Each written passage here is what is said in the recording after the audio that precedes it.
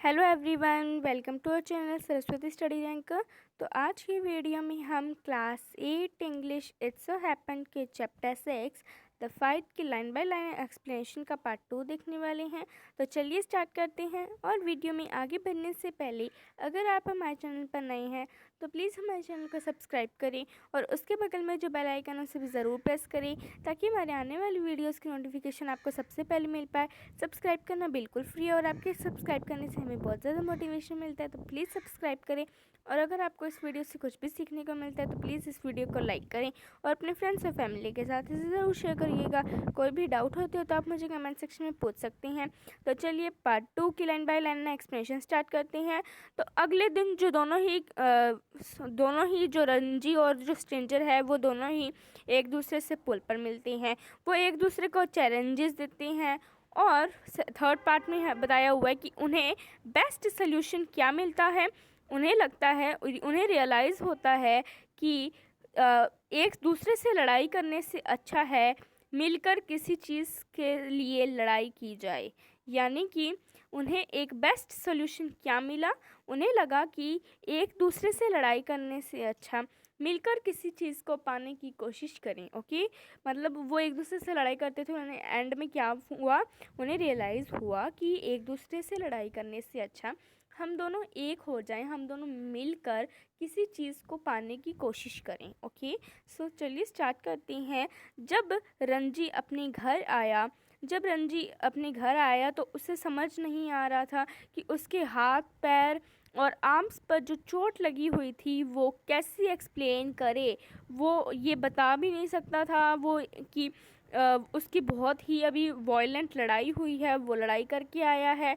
और उसकी मदर ने उसे इंसिस्ट किया, उसकी मदर ने उसे कहा कि अब तुम्हें बाकी के दिन घर पे ही रेस्ट करना होगा। लेकिन उसी शाम वो घर से बाहर आ गया और वो बाज़ार चला गया। ओके, बाज़ार में उससे शांति कहाँ मिली, उसने अपनी शांति, खुशी और पीस कहाँ ढूंढा।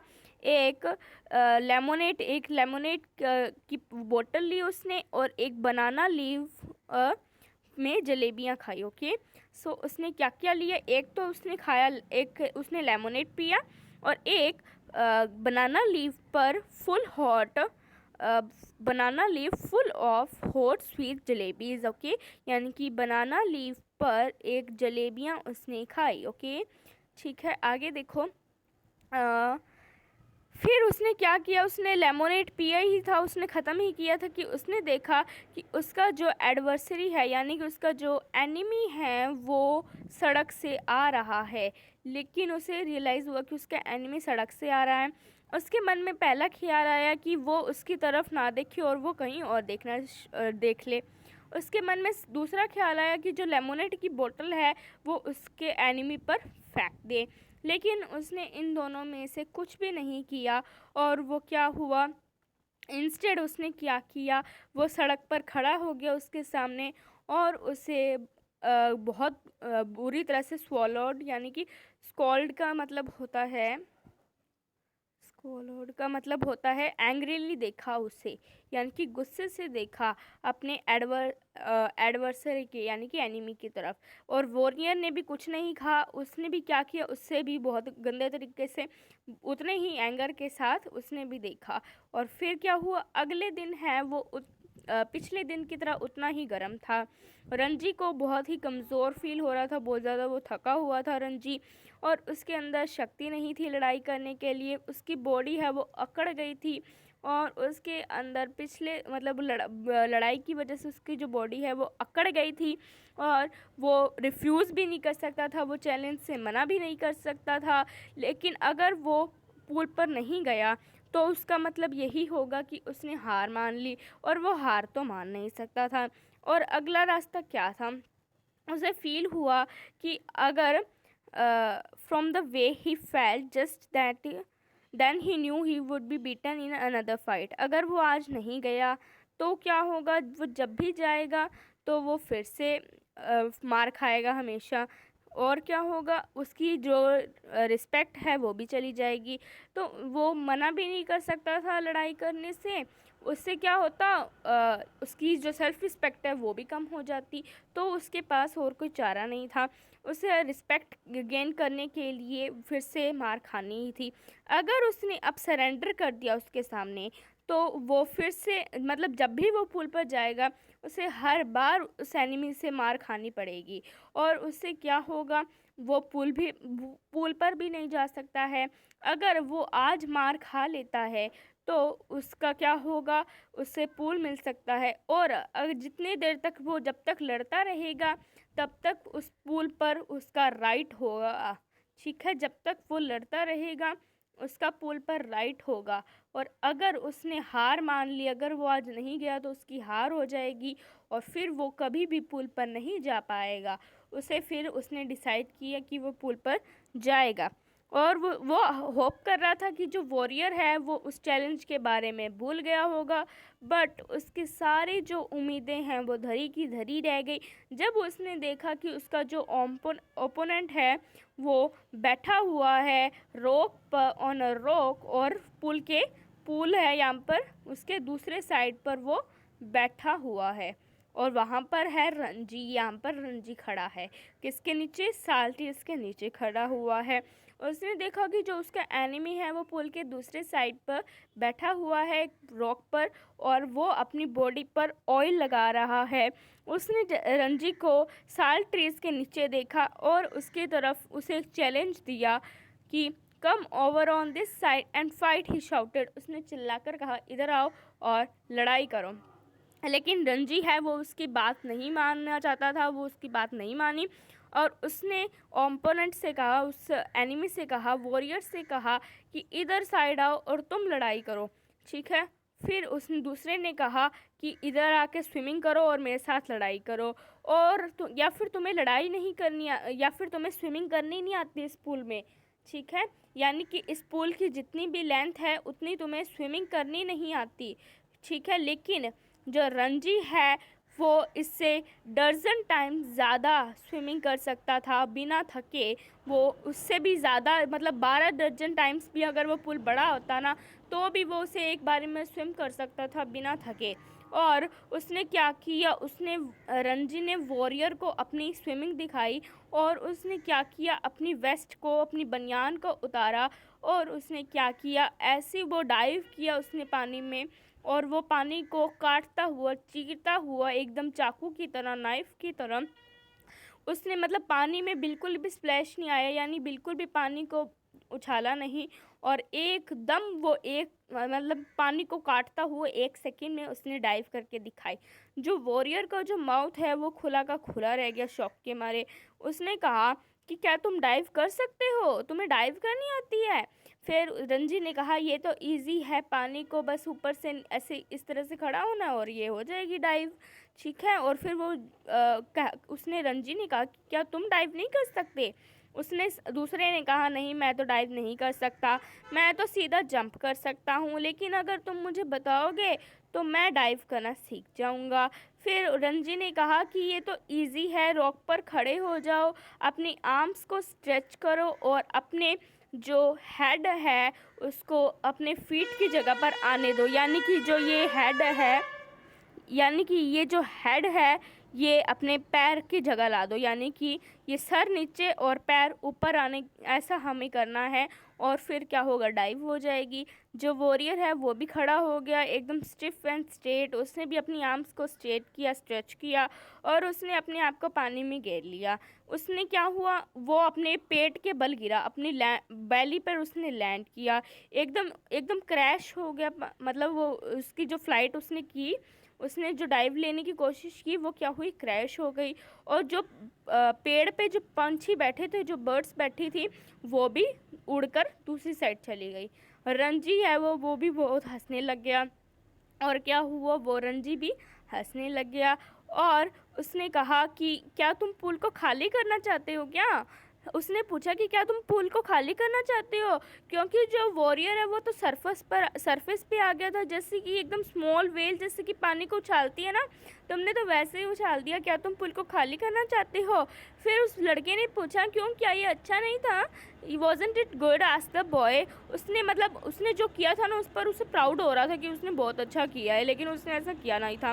रंजी ने कहा नॉट वेरी गुड, बहुत अच्छा नहीं। उसने कहा कि तुम्हें अभी बहुत ज़्यादा प्रैक्टिस की ज़रूरत है।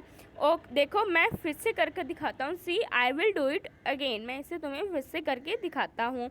और उसने क्या किया, अपने आप को फिर से एक मतलब पुल पर खड़ा किया, रॉक पर खड़ा हुआ और उसने फिर से एक परफेक्ट डाइव मार दी। ओके, उसने फिर से एक परफेक्ट डाइव करके उसे स्ट्रेंजर को दिखाया। जो दूसरा बॉय है वो वेट कर रहा था कि वो पानी के ऊपर आएगा, लेकिन वो वाटर के अंदर ही अंडर वाटर स्विमिंग कर सकता था, अंडर वाटर स्विमिंग भी वो कर सकता था।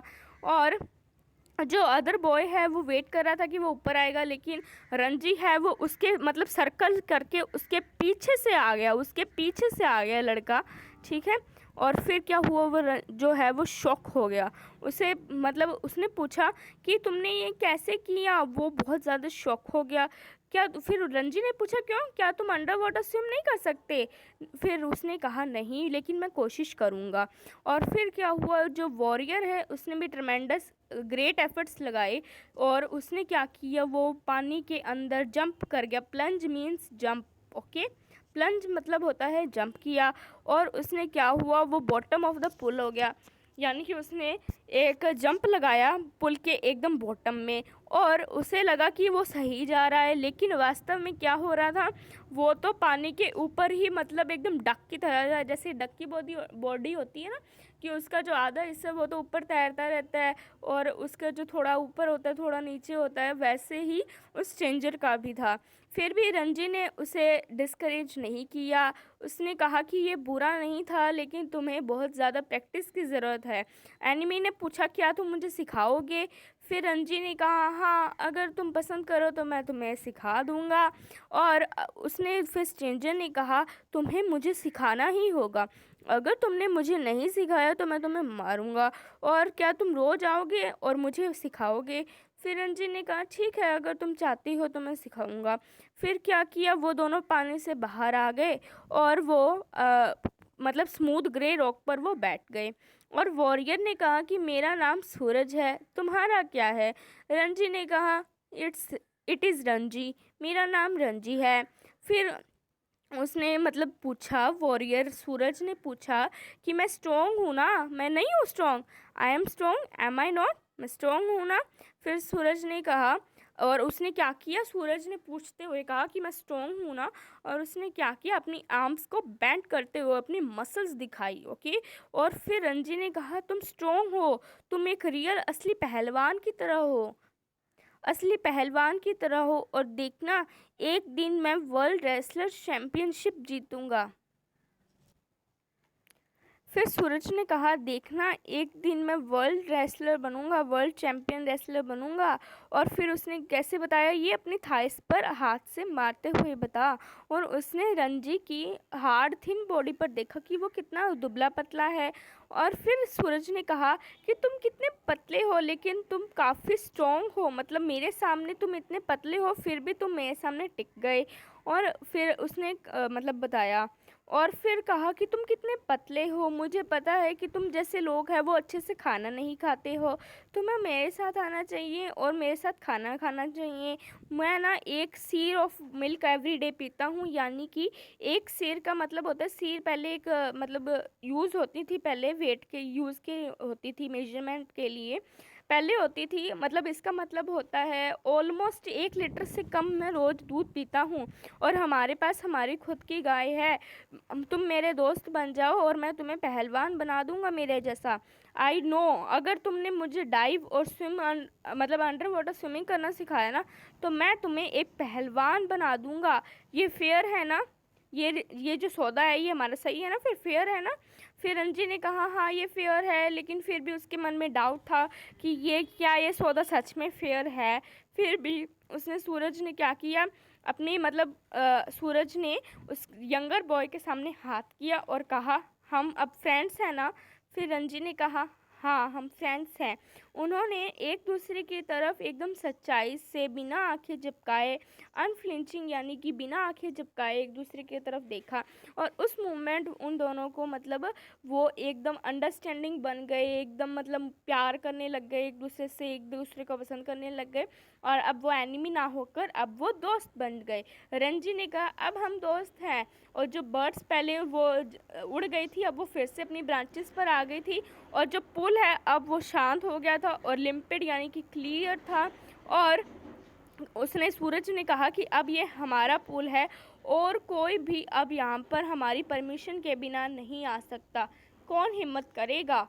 फिर रंजी ने कहा हाँ कौन हिम्मत करेगा, क्योंकि उसे पता था ना कि उसने हिम्मत की थी तो उसे कितनी मार खानी पड़ी थी। तो रंजी ने कहा हाँ कौन हिम्मत करेगा, कोई हिम्मत नहीं करेगा।